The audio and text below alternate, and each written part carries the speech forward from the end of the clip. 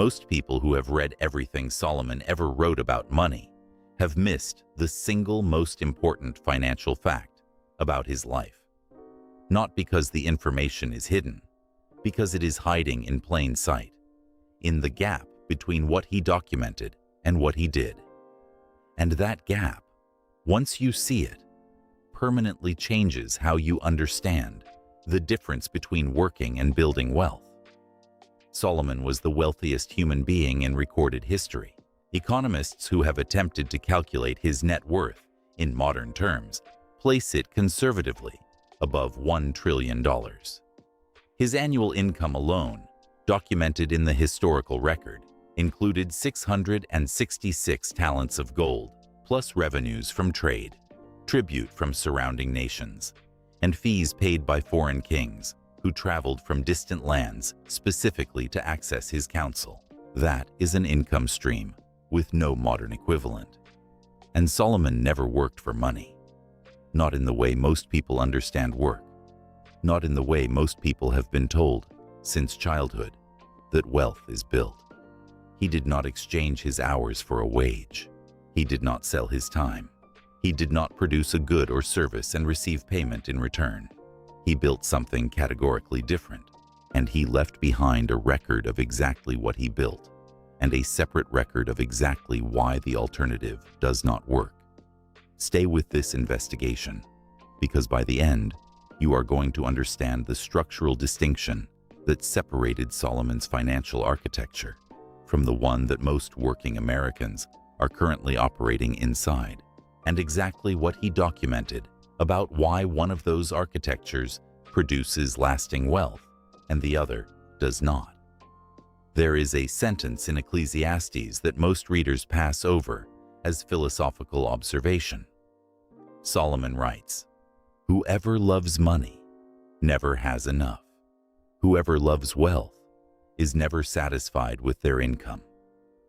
Read it quickly, and it sounds like a caution against greed. Read it slowly, as a behavioral economist reading a clinical observation, and something else emerges entirely. Solomon is not describing a moral failing. He is describing a structural trap. The person who chases money through the direct pursuit of money, through the mechanism of working more, earning more, accumulating more through the same activity that produced less, is operating inside a system that is structurally incapable of producing the outcome they are pursuing, not because they lack discipline, not because they lack intelligence, because the architecture of the system they are inside cannot produce what they are looking for, regardless of how hard they work within it. Could it be that Solomon understood this, not as a philosopher observing human weakness, but as someone who had mapped the mechanism precisely and built his entire financial life around avoiding it? An intriguing pattern emerges when you examine the historical record of how Solomon's wealth was actually generated. The record in First and Kings describes it in categories that most people have never examined carefully. There were revenues from surrounding nations, a structural income stream that arrived regardless of Solomon's daily activity. There were trade revenues from merchant fleets operating independently across the Red Sea and the Mediterranean. There were fees paid by foreign dignitaries who came to Jerusalem specifically to access his wisdom, making Solomon's knowledge itself a productive asset that generated income without being depleted by the exchange. And there were the returns from his physical enterprises, vineyards, gardens, parks, agricultural operations, and water systems he describes in Ecclesiastes chapter 2. What is notable about every single one of these income streams is the same thing. They generated returns whether Solomon was actively present or not. They were not compensation for his labor. They were returns on systems he had built. I want to tell you about a person I will call James. James works 60 hours a week. He is genuinely skilled at what he does. He has had consistent salary increases over 15 years. By every external measure, he is a financial success. He earns more than 90% of American households. But James has arrived at a realization that has no satisfying explanation in any financial advice he has ever received. When he calculates what his financial life would look like if he stopped working tomorrow, the answer arrives in the same form every time. It would collapse within 60 days. James has built an income. He has not built a wealth architecture. Every dollar he earns requires his continued presence, continued effort, continued exchange of time for compensation. The moment that exchange stops, the income stops. And 15 years of exchanging that time, with skill, with commitment, with genuine professional achievement, has produced something that is indistinguishable in its structural vulnerability from what he had on day one. A dependency on continued labor, rather than an architecture that generates returns on what has already been built. Solomon identified the mechanism that produces James's situation in language that behavioral economists have only recently begun to translate into modern framework. The trap is not working hard. The trap is confusing working for money with building wealth. They are not the same activity. They are not even similar activities. They produce different outcomes through different mechanisms. And Solomon spent his entire life doing one and documenting why the other does not work. Here is what Solomon actually built, and this is where the investigation becomes genuinely revelatory. Ecclesiastes chapter 2 contains something that most people have never read as what it actually is. Solomon writes, "I undertook great projects. I built houses for myself and planted vineyards. I made gardens and parks and planted all kinds of fruit trees in them. I made reservoirs to water groves of flourishing trees. I bought male and female slaves and had other slaves who were born in my house. I also owned more herds and flocks than anyone in Jerusalem before me." Read that as a financial architecture document, and a precise pattern emerges. Solomon is not describing accumulation. He is describing system construction. Houses generate rent. Vineyards generate wine production revenues. Gardens and parks generate agricultural output. Reservoirs generate irrigation capacity that multiplies the productivity of everything connected to them. Herds and flocks generate ongoing yields, wool, milk, offspring, that compound without requiring Solomon's daily attention to sustain them. What Solomon built was not a career. It was a portfolio of productive systems, each one capable of generating returns on its own, each one building on the capacity of the others, each one releasing Solomon's time to build the next one rather than consuming it to sustain the previous. The distinction that behavioral economists now call passive versus active income, and which Robert Kiyosaki popularized for a modern American audience at the end of the 20th century. Solomon had already mapped with more precision in Ecclesiastes 3,000 years before the terminology existed to describe it, not as a financial strategy, as a documented observation about the structural difference between two categories of financial activity that produce fundamentally different outcomes. The second piece of Solomon's financial architecture is the one that most disrupts the conventional American mental model of how wealth is built, and it is the piece that is most clearly confirmed by modern economic research. Solomon's wisdom was productive capital, and the origin of that capital is worth examining carefully. The historical record in 1 Kings 3:11-13 documents a moment that most people read as a spiritual story, but that contains a precise economic observation. When Solomon was given the opportunity to ask for anything, long life, wealth, the defeat of his enemies, he asked for wisdom. The response he received was not merely that his request was granted. It was that because he had asked for wisdom rather than wealth, he would receive both. The account describes this not as a miracle, but as a structural consequence. Wisdom, properly developed and deployed, generates wealth as a byproduct. The reverse, pursuing wealth directly, produces what Solomon later documented in Ecclesiastes, the person who loves money, who never has enough. Foreign kings paid to access his wisdom. The Queen of Sheba traveled what modern scholars estimate as over 1,000 miles to consult with Solomon. The historical record describes her bringing substantial gifts, gold, spices, and precious stones, and the account in 1 Kings specifically frames the exchange as her coming to test Solomon's wisdom and receiving answers to every question she brought. She was not visiting a spiritual leader. She was accessing a resource that her own kingdom could not produce internally, and she paid for that access. This is the model that modern knowledge economics has only recently developed the language to describe. Solomon's wisdom was a non-depleting productive asset. Every time he shared it, it was not consumed. It did not diminish. It generated a return without reducing the supply.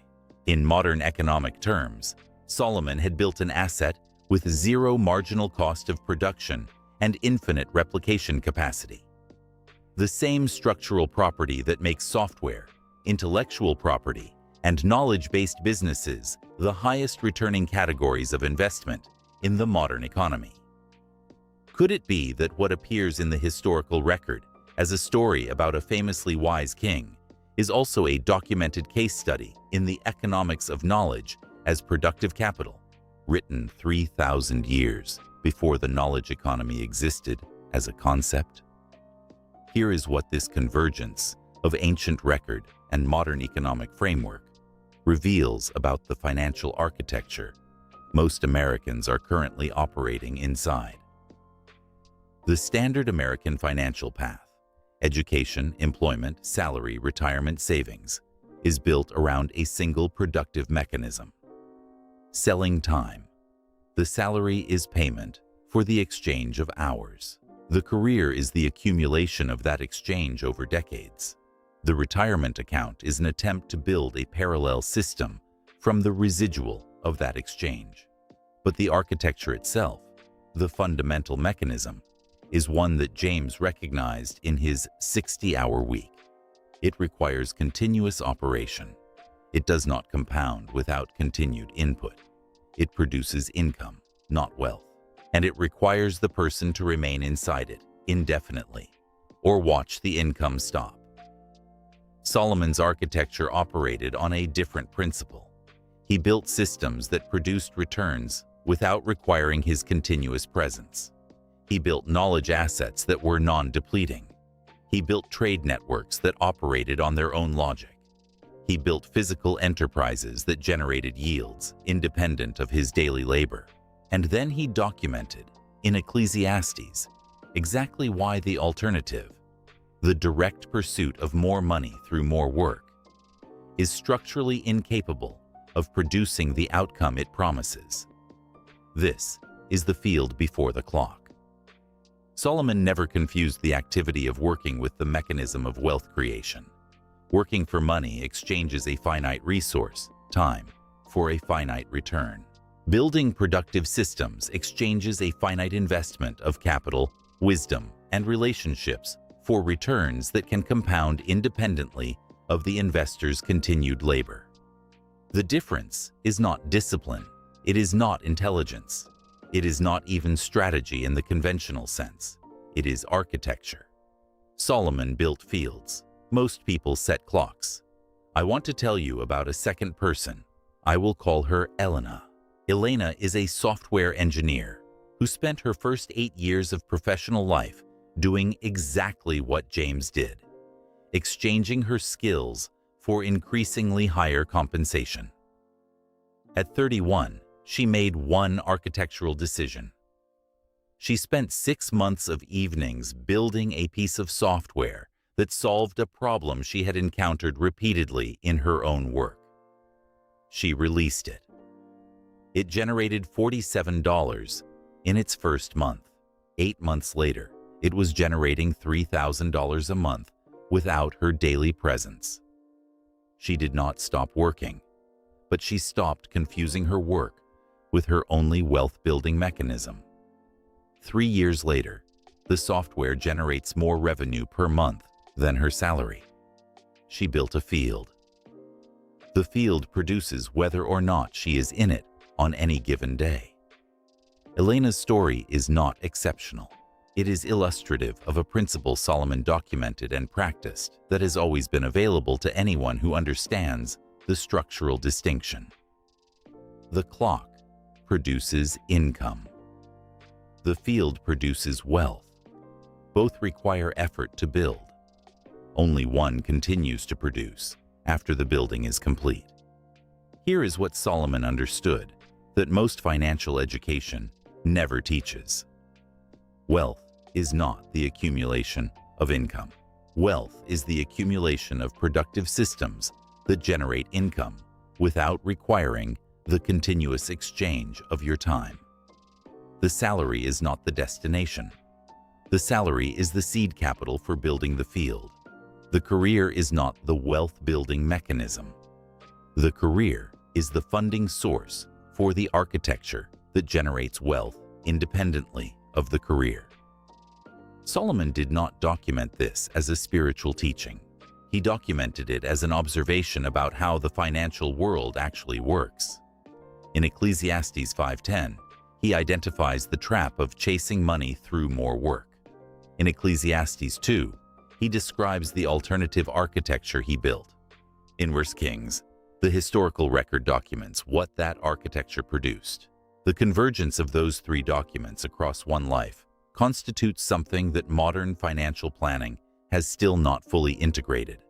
A complete case study in the structural distinction between earning and building. Here is your specific application this week. Take 30 minutes and draw 2 columns on a piece of paper. Label the first, income that stops when I stop. Label the second, income that continues when I stop. Everything in your financial life goes into one of those 2 columns. Most people, when they complete this exercise honestly, discover that everything they have built, every professional achievement, every skill developed, every year of experience accumulated, sits entirely in the first column. Not because they lack ambition, because they were never given the architectural distinction that Solomon both practiced and documented. That distinction between the clock and the field is not a new idea. It is a 3,000-year-old observation that the most financially sophisticated person in recorded history encoded in plain language. Most people have read it as philosophy. Solomon wrote it as a blueprint. Write in the comments, what is the smallest field you could realistically begin building this month using what you already know? Not what you wish you could build.